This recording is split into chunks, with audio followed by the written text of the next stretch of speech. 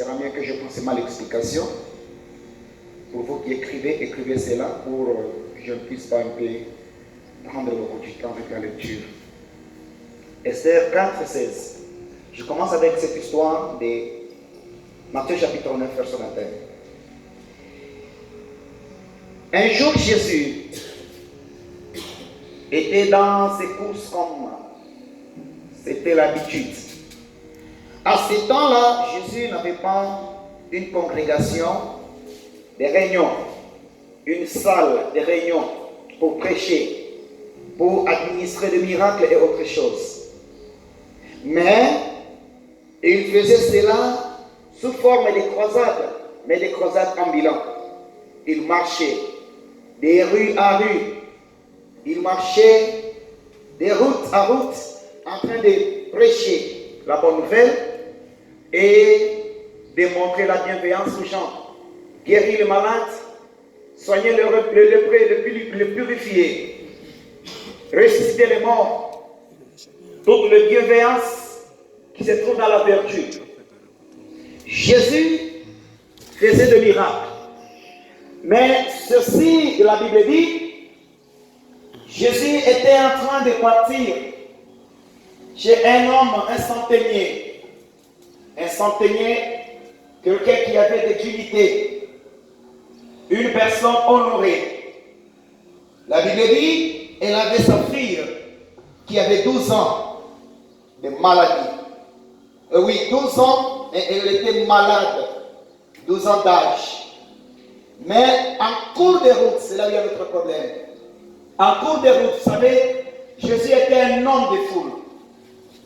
Partout où Jésus foulait ses pieds, il y avait toujours des gens qui le suivaient.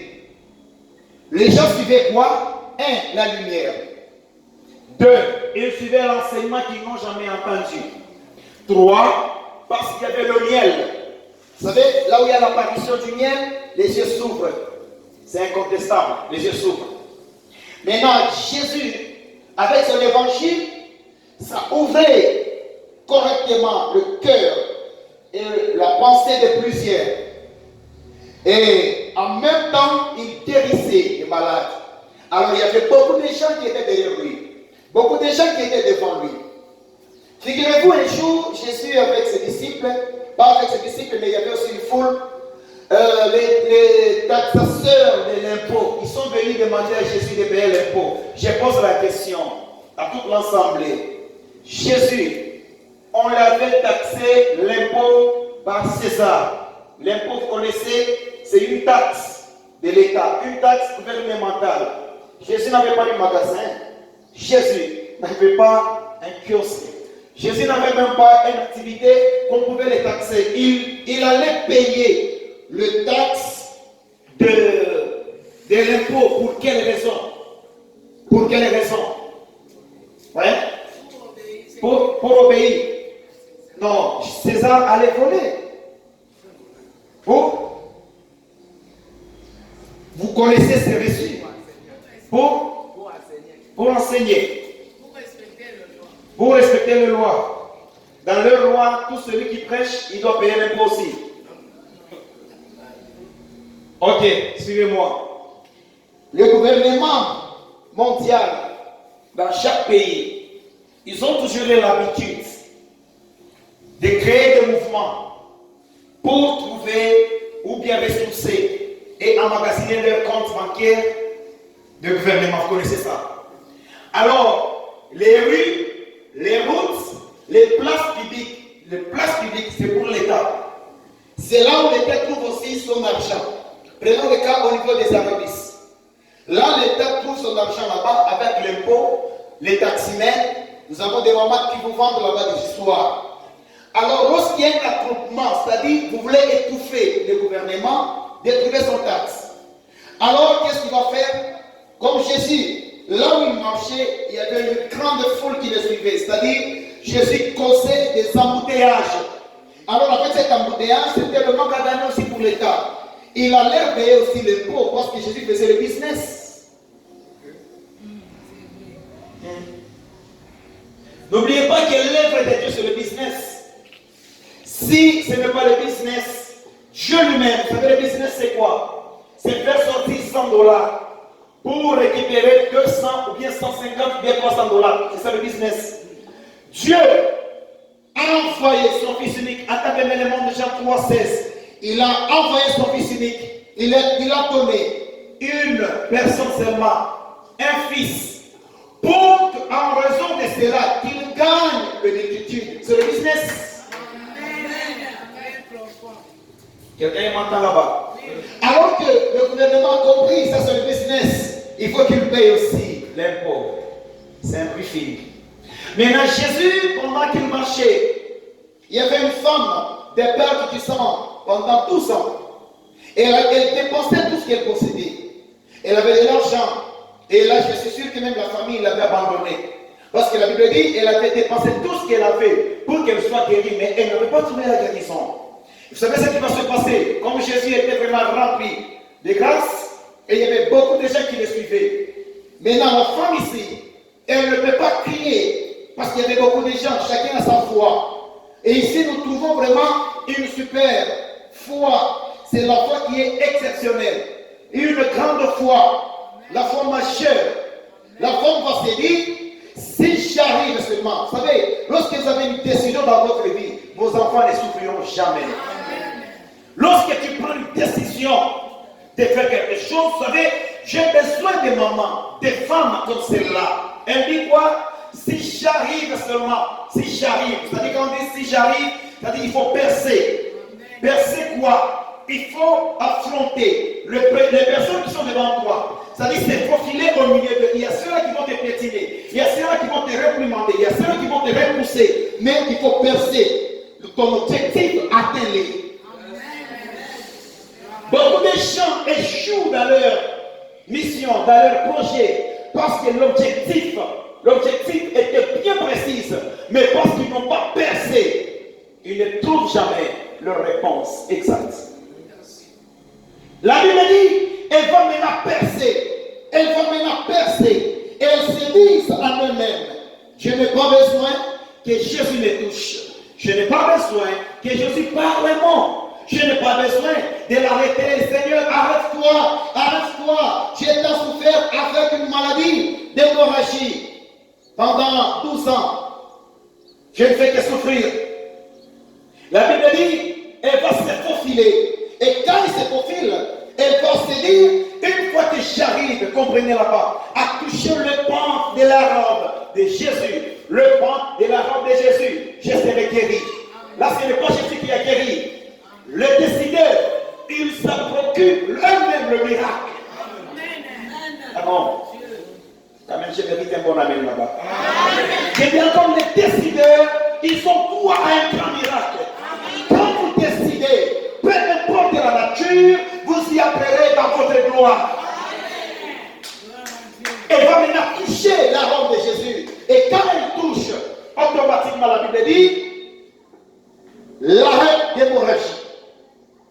Et Jésus va sentir maintenant qu'il y a quelqu'un qui m'a touché. Vous savez, il a touché et touché. Il a touché et touché. Il a touché et touché. Dites à votre voisin, il a touché et touché. Parlez-lui encore, il a touché et touché. Vous savez, toucher en grec on appelle ça tigano. Tigano, c'est-à-dire, c'est toucher à la manière avec violence. Tigano. À la manière avec violence. Quand vous touchez, c'est-à-dire, elle s'est fait violence. Et quand elle s'est fait violence, c'est-à-dire, toutes les personnes qui étaient à son côté, elle s'est fait pour une folle. Je n'ai pas besoin de regarder qui est à mon côté, mais mon objectif est de toucher sa robe. Une fois que j'arrive à toucher la robe, c'est mon cible, moi, je serai guéri. Je vais dire à une personne, ne recule pas, avance. Avance, ne recule pas. Là devant, il y a ta guérison. Là devant, il y a ta destinée. Là devant, il y a ta bénédiction. Dieu ne peut jamais parler quelque chose et sans qu'il le réalise. Vous savez, je sais parler depuis que je suis né, le lundi. Tous les prophètes, mes prédécesseurs, qui vous ont parlé, ils vous ont montré, avec amour, ils vous ont prophétisé. Ils n'ont pas tapé à côté. Veillez sur la promesse de Dieu. Vous savez c'est comment? Parce que nous avons des difficultés. Dieu, il donne sa promesse. Il nous promet. La promesse reste là-bas. L'homme va veiller sur la promesse, Dieu veille sur la promesse. Et quand l'homme ne veille pas sur la promesse et que Dieu veille sur la promesse, l'homme tourne le dos, la promesse ne s'accomplit pas. C'est pourquoi Habakkuk va dire, je reste à mon poste, je veille jusqu'à ce que s'accomplisse ce qui a été dit par l'Éternel. Quand Dieu promet quelque chose, certainement cela se réalisera. Wow, moi-même j'ai dit Amen là-bas. Et lorsque vous avez une discipline de se dire que tôt ou tard, moi, j'y entrerai, moi, je vais construire, moi, je vais voyager, moi, je vais faire ceci. Écoutez, Dieu reste devant les paroles de ses serviteurs pour l'accomplir comme je l'ai dit devant la même là-bas. C'est ce qui se passe la femme. Elihan a touché la robe de Jésus. Et la Bible, vous savez, il y a des personnes qui touchent. Et il y a des personnes qui touchent Jésus par la foi. Jésus se sent vraiment, il se sent mal à l'aise et il se dit qu'il m'a touché. Il y avait beaucoup de gens, vous savez, il était bousculé. Il était bousculé. Les disciples qui étaient avec Jésus ne faisaient pas sa protection. Ils ne faisaient pas, on appelle comment, la sécurité. Ce n'était pas des protocoles. Oui. Il était bousculé. Mais lorsqu'il a été touché, Jésus va se dire, il y a quelqu'un qui m'a touché. Il y a quelqu'un qui m'a touché. Et comme Pierre, qui était presque lui, il était presque le demi-frère de Jésus. Parce que vous savez, Pierre répondait aussi bizarrement. Il ne considérait pas Jésus comme tout le monde. Il était compliqué parce qu'il pouvait répondre comment, il pouvait poser des questions, comment commencer cette histoire. Mais vous savez ce qui se passe? Jésus va poser la question. Il ne s'adresse pas à Pierre, mais il s'adresse à tout le monde. Quelqu'un m'a touché. C'est toujours Pierre qui va prendre encore la parole. Impoli qu'il était. Hein. Maître, il y a beaucoup de gens ici. Il y a beaucoup de gens. Tu es apprécié par les gens. Et tu veux dire qui t'a touché. On saura qui. On saura que c'est qui. Jésus dit, il y a quelqu'un qui m'a touché. Je sens une diminution en moi. Est-ce que votre foi peut diminuer la force de Dieu? Je vais vous dire quelque chose. Savez-vous que lorsque Dieu descend, il devient faible? Connaissez-vous ça? Quand Dieu descend, il devient faible. Sa faiblesse, c'est pour rendre force à son Église. Amen. Et vous savez ce qui se passe ici? Lorsque Jésus, il a senti une perte de sa force, mais la femme a senti le renouvellement de sa force. Quand vous les touchez, il devient faible et vous devenez fort. Lorsque tu as ton problème, tu touches Jésus. Quand tu les touches dans la prière, vous savez, on ne touche pas seulement Jésus dans la prière, on les touche à beaucoup de choses. La femme a cherché ce que le monde ne peut pas faire. Écoutez, si vous voulez être béni, évitez d'être dans l'attroupement. Évitez d'être dans l'attroupement. Faites la chose que l'autre n'a pas fait. Vous verrez que la gloire de Dieu et la présence de Dieu illuminera tout ce que vous allez le faire. La femme allait aussi crier comme tout le monde. Fils de David, aie pitié de moi. Mais elle s'est dit, je ne crie pas. Si Bartimée a crié, si l'autre a crié, moi je ne le fais pas. Moi, je vais toucher sa robe. Je n'ai pas besoin de sa voix. Sur sa robe, il y a un miracle. Écoutez, je vais vous dire quelque chose. Même ceux-là qui chantent dans l'église, c'est sur la robe de Jésus. Amen. Vous êtes malade, n'attendez pas qu'on impose les mains sur vous. Entrez dans l'église, essuyez juste le chaise, lavez les instruments, c'est toucher la robe de Jésus. Nous avons besoin de décider. Qu'est-ce que tu as déjà décidé pour que l'Éternel s'arrête et qu'il sente qu'on m'a touché. Amen. On m'a touché. Et lorsqu'il a été touché, il vient de perdre beaucoup de son énergie. J'aime beaucoup ces contextes. Prenons maintenant Esther chapitre 4, le verset 16. La Bible dit, Aman était un banquier. Aman était un dignitaire dans ses royaumes. La Bible dit, avec la jalousie qu'il avait, il a écrit des lettres pour qu'on puisse exterminer race juive. C'est-à-dire, tu es la race de la femme du roi. Et on a écrit des lettres. Après le rédiger, oh my God, qu'est-ce que le Seigneur avait parlé là-bas? On a écrit, le roi a posé le sceau. Et on a diffusé cela dans des provinces, villes-provinces, des districts, dans des villes, villages, secteurs, communes, quartiers.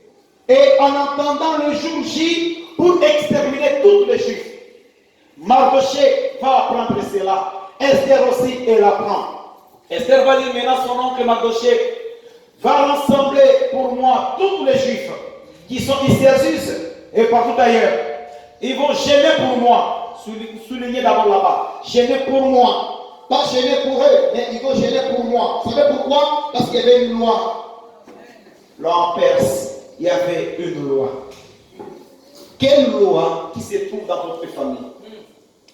Et c'est ce qui vous empêche à voir la gloire de Dieu. Quelqu'un peut dire, la loi empêche de voir la gloire de Dieu. Est-ce qu'on est d'accord là-bas? Maintenant, suivez. Esther, elle va aussi gêner. Tout le monde va gêner. Pendant 3 jours. Le 3e jour, Esther va se réveiller. Elle va maintenant se baigner. Elle se lave. Dieu aime les gens qui se lavent. Dieu aime les gens qui se lavent. Après avoir vous lavé, vous êtes lavé où? Vous vous lavez où? Dans la parole de Dieu. N'oubliez pas que la parole c'est de l'eau. La parole c'est une rivière. La parole c'est un océan. La parole ici nous lave. Et quand ça nous lave, ça nous purifie. Et lorsque nous sommes devant le roi des rois, on devient propre. Amen. La Bible dit Esther, elle se lave. Non seulement se laver, elle va terminer le bain. Elle ira maintenant dans sa chambre. Et elle va maintenant se changer. J'aime vraiment ce contexte. Quand elle se change, c'est-à-dire, elle devient tout autre. Vous savez, accompagnée avec l'huile fraîche de 3 jours de prière. Elle va se lotionner, elle va s'appliquer de la poudre légère. Je ne sais pas, les mascarades, tout ce que vous connaissez là. Les mascarades, c'est quoi? Mascarade et quoi? Les coudes. Maman, c'est les coudes? Rouge à lèvres et quoi encore? Les chignons, crayons, bic, marqueur, allez-y, comme ça. Alors elle va se maquiller et elle va maintenant se présenter devant le roi. Vous savez, c'était contraire à la loi. C'est là où il y a un grand problème. J'ai besoin des décideurs. Tout ce que je parle, si je parle avec les décideurs. Si vous n'avez pas une décision dans votre vie, maman, papa, sache-le que vous mourrez tel que vous êtes. Amen. Dites dans votre vie que je vais dépendre maintenant d'une décision. Des personnes qui décident que cette année, je vais construire ma maison. Et si vous avez une décision, même si vous n'avez pas eu une parcelle, parce que vous avez une décision, avant que l'année s'achève, vous aurez une parcelle. Amen. Amen. Amen. Quand vous décidez que moi, je vais construire, avant que l'année s'achève, vous allez construire. Amen. Dites à votre voisin, il n'y a pas question d'avoir le fétiche, c'est question d'avoir une décision. Parlez à votre voisin. Ah, ukaona Kiswahili. Ambia watu mbele wasema haina mambo ya dawa. Mwambie tena sema haina mambo ya dawa. Un bon Swahili. Haina mambo ya dawa. C'est une question de la décision. Esther, quand elle quitte, parce qu'il y avait une loi, la femme, même la femme du roi, elle n'a pas le droit d'aller voir le roi si le roi n'a pas tendu son sceptre. C'est-à-dire, si le jour ou bien la date qui a été fixée, que le roi ou bien la femme du roi, la reine, vont se rencontrer. Si ce jour n'est pas encore usé, la femme n'ira pas le voir. Contrairement à la loi, elle sera appelée, elle sera tuée, même si elle est la femme du roi. Parce que la loi de Perse était comme ça. Mais vous savez ce qui se passe? Lorsqu'elle va décider, le problème c'est la décision. Elle s'est dit, s'il s'agit de mourir, je mourrai, moi Esther. Je mourrai pour qui? Pour mon peuple. Écoutez, prenez une décision. S'il s'agit de mourir, mourrez. Pour qui? Pour vos enfants. Mourrez pour qui? Pour l'église. Mourrez pour qui? Pour votre pays. Mourrez pour qui? Pour votre ville de Kasumbalesa. Je ne fouille pas la ville comme les autres l'ont fouillé parce qu'il y a la sécurité. S'il s'agit de mourir, je mourrai ici. Amen. Nous avons besoin des personnes qui décident. Amen. Comme Élie l'a décidé. Donnez-moi 15 minutes, on va commencer la prière aujourd'hui. Lorsqu'elle prend la décision, si j'arrive seulement à entrer, malgré la loi, c'est là qu'il y a un problème, malgré la loi, j'apprécie. Quelle loi qui bouge votre famille? Vous êtes en train de vivre une vie avec une loi que vous connaissez. Savez-vous que votre tante n'était pas mariée bien? Elle a fait des enfants. Le mari est mort si tôt. À un moment donné, ce fut l'autre. Prenez juste ce loi, prenez juste cela. Commencez à comparer. Et par rapport à votre vie, qui a déjà construit une maison de 2 pièces? Qui a déjà bâti une maison à ciment, aux pierres, cuites? Mais dans votre famille, ce ne sont que des pierres d'orbe quand vous parlez Machimbabriki, comme ça. Et vous savez même des briques à d'orbe, lorsqu'il y a beaucoup de pluie, hein. Vous savez ce qui se passe là-bas? Biscuit. Quel biscuit? Extra. Extra. Vous savez, extra, quand vous prenez seulement extra, vous jetez comme ça tombe par terre, ça se casse. Maintenant, suivez ici. Nous voulons commencer la prière. Esther s'est dit, malgré la loi, c'est là qu'il y a un problème. Malgré la loi. Savez-vous que partout où vous êtes, il y a une loi qui vous condamne? Il y a une loi familiale qui a déjà imposé un style que personne dans votre famille n'étudiera jusqu'à l'université. C'est une loi. Vous savez, moi je suis né dans une famille pastorale. Je suis né comme ça. Je n'ai pas le temps de vous expliquer que j'avais cru à un moment donné. Non, je suis né comme ça, je suis né déjà. Mon père était déjà pasteur, je suis né comme ça. Mais il y avait des lois. Malgré que mon père était pasteur, il y avait des lois. Les lois n'excluent personne. N'oubliez pas cela. Si vous n'êtes pas vigilant, ne vous trompez pas que je suis né dans une famille pastorale. Si vous n'ouvrez pas les yeux correctement et de regarder ces lois, vous allez faillir avec ces lois. Amen. Il y avait une loi horrible chez nous. Une loi terrible chez nous. Terrible. Et cette loi, ça prenait les gens légèrement. Ça tuait facilement. Il y avait une loi, une pesanteur. Et cette pesanteur avait obligé qu'il n'y ait pas vraiment de cadre universitaire. Vous savez, lorsque vous vivez dans une famille, ne soyez pas seulement des monologuants, des loquaces, des personnes qui parlent trop. Prenez le temps comme Joseph Kabila. Restez calme, étudiez. Et ça vous donnera une leçon. Qu'est-ce que vous allez faire? Les décideurs ne parlent pas trop. Mais les décideurs, on le voit par la décision. Chante malgré la loi. Chante. Je n'ai pas besoin d'expliquer aux gens que moi je vais entrer. Vous avez des gens qui parlent là. Moi, cette année, il va acheter le véhicule. Cette année, passez, l'année va encore tomber. Mais il y a des gens qui font des histoires, ce sont ces gens-là qui ne parlent pas trop. Amen. Amen. Est-ce que j'ouvre tes oreilles? Oui. Est-ce que je te parle de quelque chose? Oui. Quelle loi qui a imposé un style dans votre famille? N'acceptez pas. Non. 10 fois non. N'acceptez pas que tu sois sous contrôle de ces lois. N'acceptez pas. Et c'est quoi avec les noms? Vous savez, Dieu avait voulu bénir Abraham. Vous savez, il y a une loi de pesanteur. Prenons le cas, on commence avec Abraham. Abraham avait trompé dans sa vie. Ou en Égypte. Parce que sa femme, Sarai, était belle de figure. Vous connaissez cette histoire. Elle était belle. Le roi d'Égypte l'a convoité. Abraham, en ayant peur de la mort, qu'est-ce qu'Abraham va dire? Lorsqu'on va te demander, tu diras que je suis ta sœur. Et j'essaierai de parler de la mort. Abraham a trompé. C'était une loi déjà qui commence. Et après Abraham, son fils aussi, Isaac, il s'est retrouvé aussi en Égypte avec sa femme, Rebecca. Elle aussi était belle de figure. Le même encore personne de l'Égypte, le roi, va encore convoiter sa femme. Vous savez aussi qu'est-ce qu'il va dire aussi?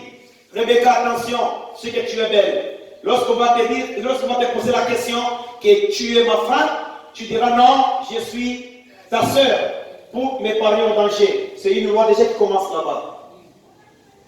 C'est une loi. Vous vivez avec des dépressions familiales. Les dépressions familiales. De la même manière que votre père était mort, faites maintenant l'expérience. Combien de morts qui ressemblent à celui-là? Si vous n'avez pas une décision, vous mourrez aussi comme lui. Personne dites que moi je ne mourrai pas comme lui. Si votre maman n'avait pas donné naissance à 3, 4 enfants parce qu'il y avait une loi, mais à votre tour dit non, moi je ferai 13. Vous êtes là? Si ton père avait touché $100 comme capital, toi dis, moi je ne peux pas toucher 100. Je vais ajouter 2 zéros en arrière. Ça fera combien? 10 000. Acclamez pour ça. Les lois sont bizarres. Les lois sont bizarres. Moi j'ai compris que je dois briser les lois. Je suis le deuxième de la famille. Mais quand je regarde la vie de celui qui vient après moi et avant moi, il y a une loi qui résiste sur lui. Il est aussi pasteur, mais il y a une loi qui résiste sur lui. Malgré le pasteur, je ne sais pas s'il a compris, mais malgré le pasteur, il y a une loi qui résiste encore sur lui. Une loi de la pesanteur. Il ne saurait pas comment évoluer. Si vous n'avez pas pris le temps de comprendre que je serai décidé dans la vie, vous allez rester de jour au jour, des années aux années, à la même position. Yes. Est-ce qu'on peut dire amen? Amen. Vous savez, la loi, elle est bizarre. La loi, elle est bizarre. Dans cette femme, il y avait une loi déjà.